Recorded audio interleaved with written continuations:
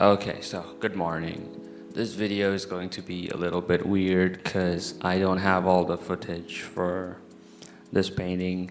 My recorder crashed like multiple times, and one of those times I wasn't even aware. So you'll see some jump cuts here and there. But I figured I'd just post it anyway because I'm going to be turning this into a question and answer video. So let's see what we have for the questions. It's actually quite an old post, like I don't know, a month ago maybe. So we have the questions here. My shaman has asked that how do you select the perfect skin tones? Mine usually turns out ashy. Um, the common mistakes with skin tones is that you basically take a flesh tone and then you make it darker. So that usually makes it muddy.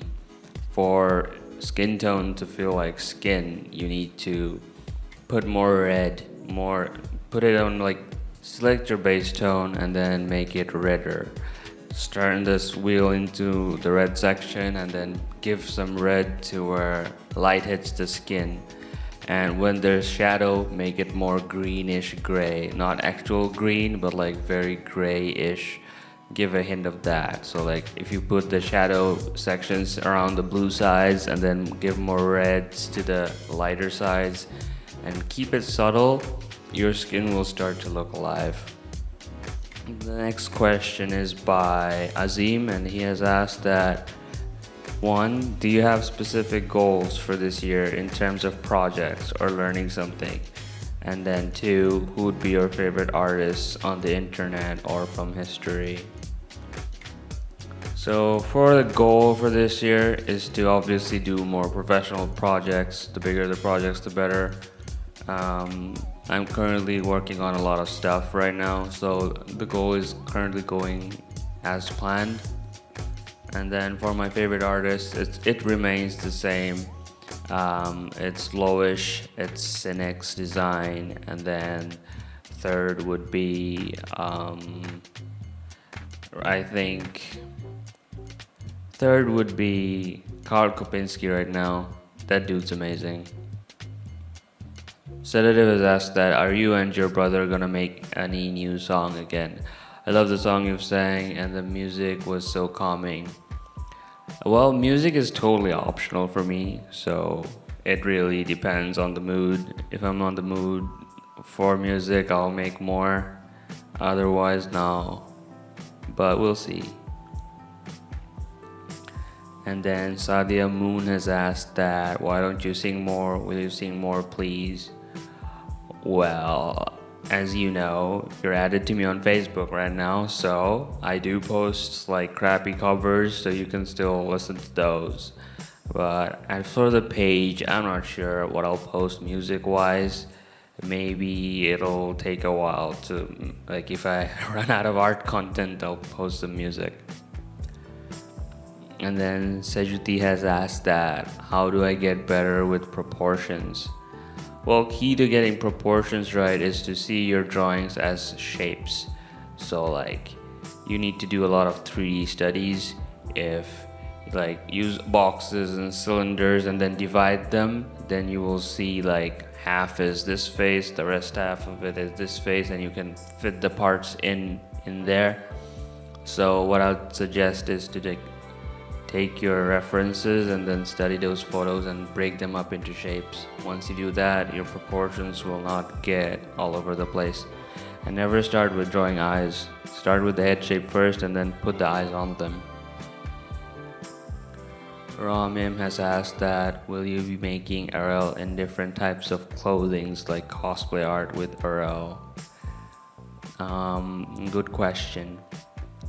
I mean, she is a character, so she has a personality, and if she wishes to cosplay, she will, and I will put her in said cosplay if she wants to. But I don't know how to move forward with her yet. I'm still trying to figure it out. I'll start with normal stuff first and then maybe go in that direction, hopefully. Akif has asked that how to choose the right brush. Well, the key to choosing the right brush is to ask yourself, do I need any texture in that place? If not, you should stick to the basic round brush, as it's like if for you need texture for hair, and then sometimes for clothing, and most of the time is for background purposes.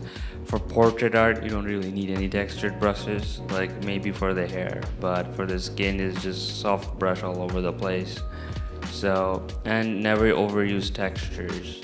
Use textures where the light hits and it's just really subtle. The less you use it, the better. There should be a balance between smoothness and texture, and save your textures for the parts you want the viewer to look at. Gabbo has asked that how to focus on studies. If I knew that, I wouldn't be here right now.